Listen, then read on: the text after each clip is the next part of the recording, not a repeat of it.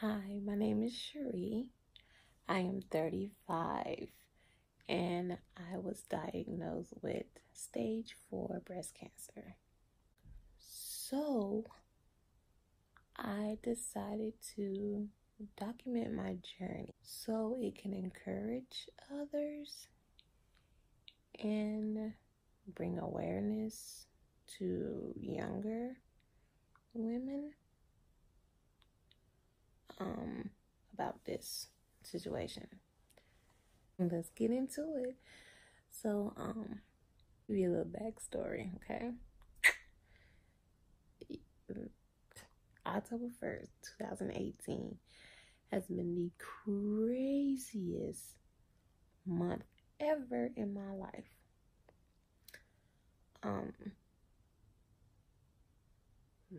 October 1st, my husband left, we was arguing, bumping heads, nothing like, it just, wasn't working, okay? So, of course, you go through the part of being, heartbroken and sad on both ends, crying, just all the emotion. It's just like grieving, you know what I'm saying? Somebody passed away, you cry, because you're hurt, because you're used to that person, you're used to the person. So yeah. So a couple weeks after that, I'm laying on my bed, texting on the phone. I'm laying like on my stomach, texting on the phone, and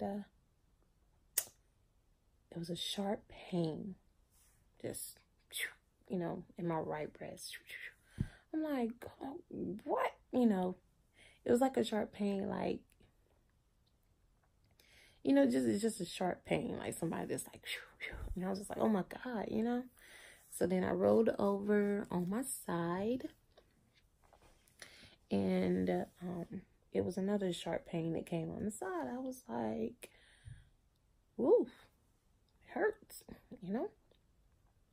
So I got up, took a shower, and while rinsing off in the shower, I felt like this large lump. I was like, oh my God, so I'm just like, well, maybe it's nothing. I'm tripping, whatever. I went to bed. So then I went to work the next day. It just popped up in my mind again. So I had called my friend, Susie. I was like, hey, come with me right quick. So she was like, okay, I'll meet you, So we went out to the hallway. We went downstairs to the bathroom. But there was someone in there. And so we just went to the stairs, instead of taking the elevator back up to the floor. So, I said, hey, feel something. So she felt my left breast. It wasn't like, groping, but it was like, okay. And I said, feel my right breast. She said, her face, like, with Susie, as far as something being concerned, she don't have like a poker face at all. It's just like, like, oh, but whatever she said after that, I don't know. Cause it just confirmed to me that she felt something. Cause I felt something too, And so, we went back to our desk. Like 10, 15 minutes later, I call our other close friend, Chastity. And she was like, hey, I was like, look, go with me downstairs right quick. I just want to make sure I ain't tripping. She was like, okay. So she, got the phone, came with me downstairs, and I was like, I want you to feel something. Feel my left breast. So she felt it, And then I was like, feel my right breast. And she was like, okay, okay. She just kept saying, okay. And I was like, yo, like, you feel it, right? She was like, you got a large mass on you. I was like, yeah, right. So, I was like, what if we go talk to Miss Cynthia? What if we, go tell Miss Cynthia, like, now Miss Cynthia, she is a 20-year plus breast cancer survivor. And so we went to her desk and she was like, can you come with us to the bathroom or whatever? She's like, yeah, I'll be there in a minute. So she came in there and I was like, hey, I want you to feel something. She felt it.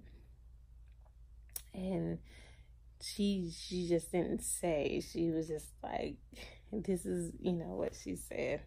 She was like, baby, I want you to get you an appointment and get you a mammogram done, okay? I was like, she was like, just go get you a mammogram done, okay? I was like, yes, ma'am.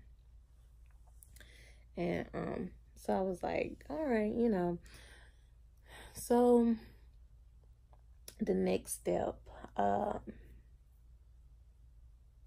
call Charlotte Radiology, because that's the only thing that popped in my head was like, because I know that they bus come out there to our, job or whatever. So I'm just like, okay, I'm gonna call them. So I called and she was like, have you ever been here before? How you doing? I'm like, no. I never been, I just feel I'm scared. I don't know what this is, that type of thing. And she was like, well, you have to get a referral from your OBGYN and, they have to submit it over. And I'm just like, okay, fine. So I called my OB, which I love, by the way, Dr. Parker, with Novant Health. And I called, but he was booked. He was booked up that day. And she was like, and the lady was like, well, we do have, opening with another doctor. I do not know how to pronounce his name. But he was an older man, but he had an opening that next day. And I was like, yeah, just all I need is a referral to, go get this checked out. So if it takes him, he's seeing him, that's fine. She was like, okay. And so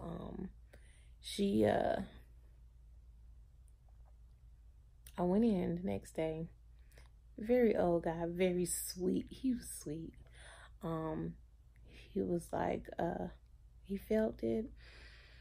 And he was like, yeah, you got a pretty large mask, on your, right breast. I do feel it, what you feel. And I was just like, okay. He was like, it's probably not. He was like, yeah, you too young, you only 35. Like, it's very rare. It's just probably, a cyst or something, watch it come back as a cyst, And I was like, well, I hope that's what it is, cyst, okay? I can deal with a cyst, and, so he's like, I'm gonna put the referral in and, they'll call you for an appointment and everything. I was like, okay, fine. So then day 1 passed, day 2 passed. I'm like, why ain't nobody coming back? At least just to set an appointment, Day 3, and I was like, okay, let me call. So I called and I was like, hey, I was wondering why nobody called me back. She's like, nobody called you? I was like, no. She gave me the number over to scheduling. And I was like, hey, nobody called me. She's like, well, we have your information here. We can set you up an appointment. I was like, cool. Then finally they set an appointment. They was like, hey, you can come out here. I'm just going to do a mammogram. Went in, did mammogram. They asked me did I want to do an ultrasound. I was like, yeah, that's fine. So we did a mammogram. And by the way, all the people who used to scare me and be like, mammogram, it hurts so bad. They put it on the thing and they squeeze it and it hurts. And I'm just like, so I was expecting that. It didn't hurt. I think that the thing that you get put on your wrist for them to check your blood pressure, you know how they pump it up, that hurt worse than the breast thing. So it didn't hurt. And all the people talking about it hurt, especially my stepmom. She was like, "Yeah, that thing hurt me." I was just like, "Girl," but yeah. So I did that. They did, and then I went back to another room. They did an ultrasound, and I could read it all on their face, you know. But you know, I used to try and deny. Like, I know they see something because I feel something, so I know something is there. So when he got finished, I'm like, "Okay, can you tell? Are you able to tell?" You know, he was like, his exact words, "I see something, but I don't want to tell you that it's something until I get confirmation of what it is in my hand." I was like, "Okay." But that was his way of saying, like, "I ain't finna tell this until, you know, the test come back saying this." So anyway, said come back November the 1st and we're gonna do a biopsy. I'm like, "Okay, fine." So I get there, they numb me up, they do the biopsy now.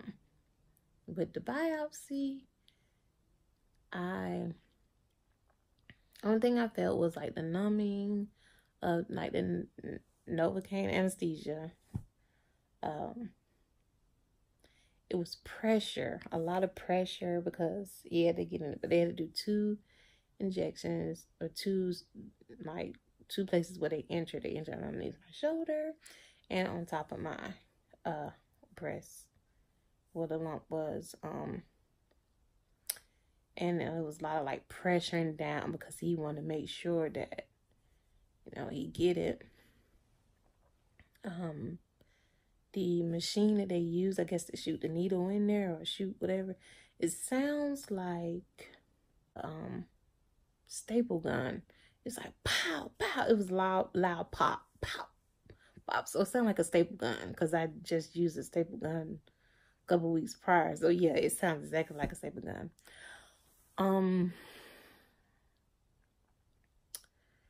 Then so let's see.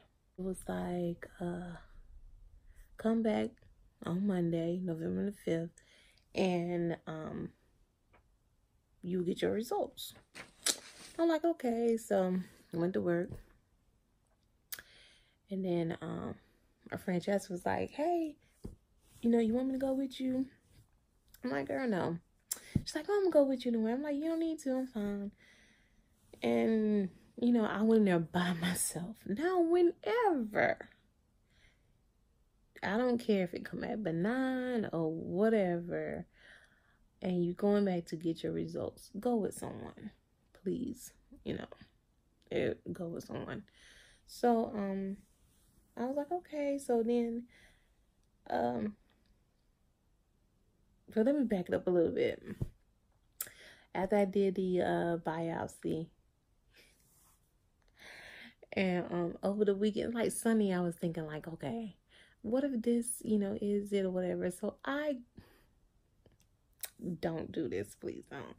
I Googled the symptoms of breast cancer. They gotta be the stupidest thing I ever did.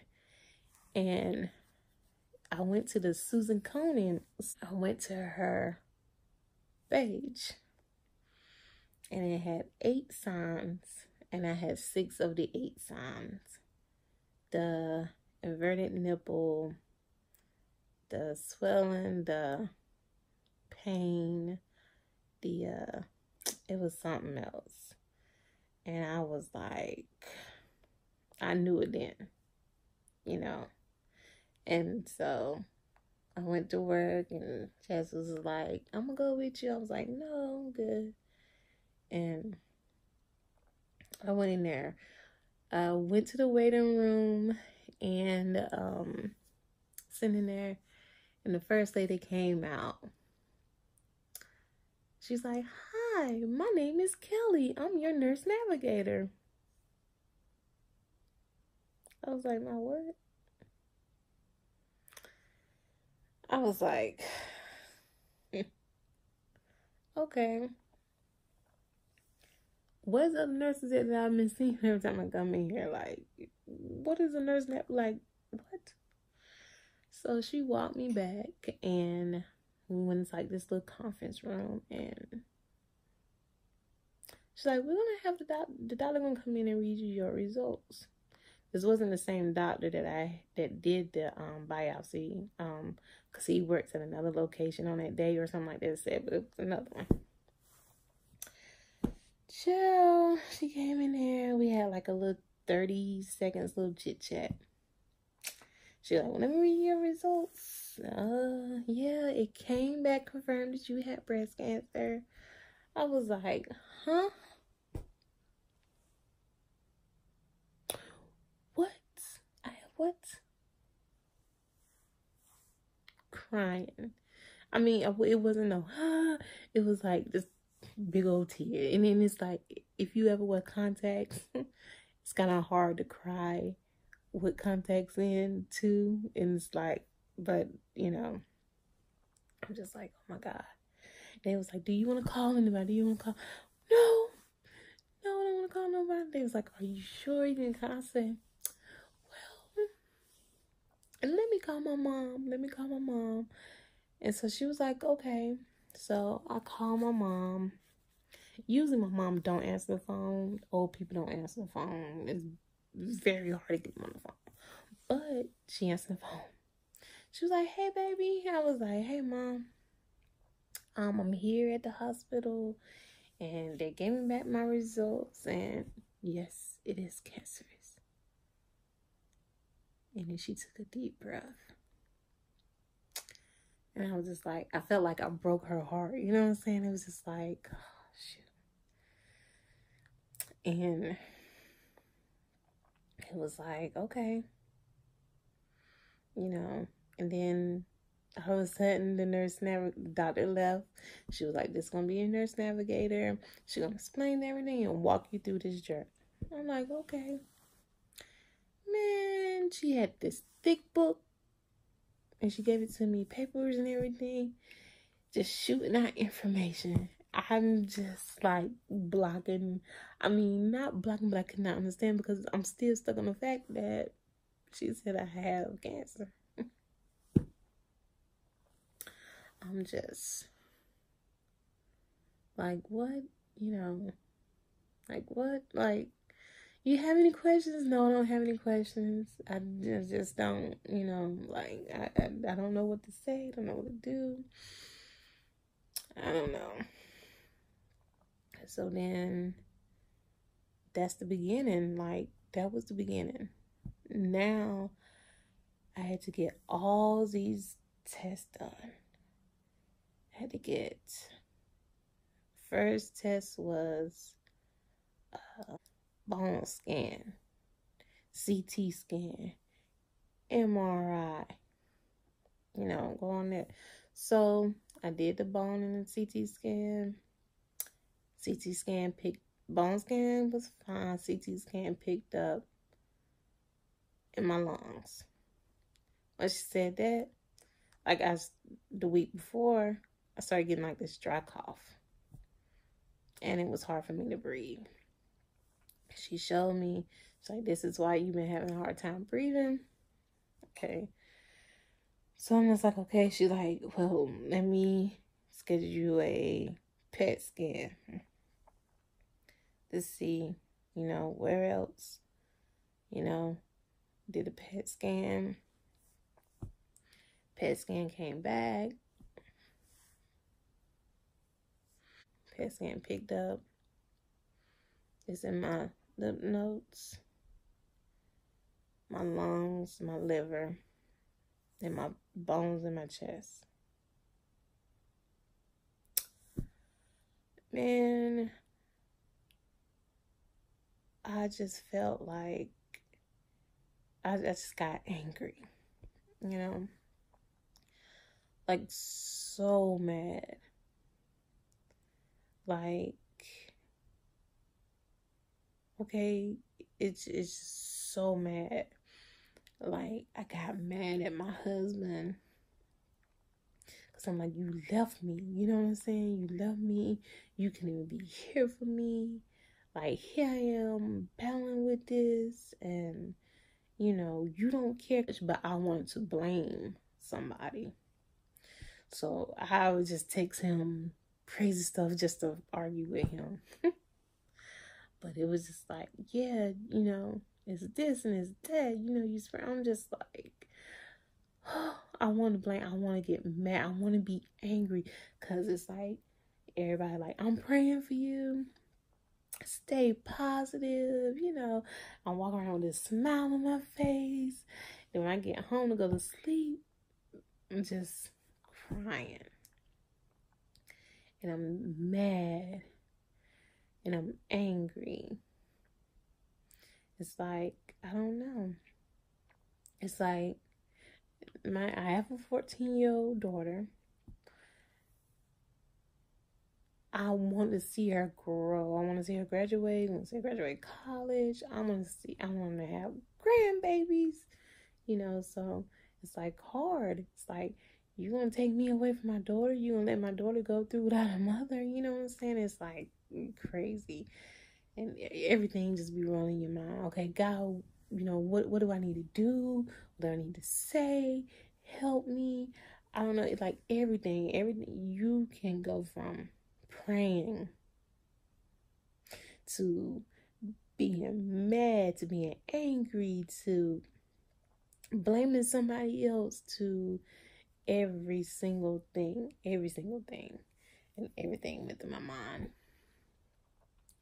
But I just know that this is temporary. I'm gonna fight this. I'm gonna beat this. And, you know, I do want to help others as well. But I will be documenting my journey. I have my first chemo coming up in a couple of days. First round. So we want to see how that goes. And yeah, just stay tuned. Also, too, you may see this. I have my port put in. I'm scared to take this off because I'm like, oh, what are my skin showing? But they put me to sleep and enter in my chemo ports. So like a little triangle where they can see. So they don't have to stick me in the arm and stuff like that to get anything. But yeah, that's on that side.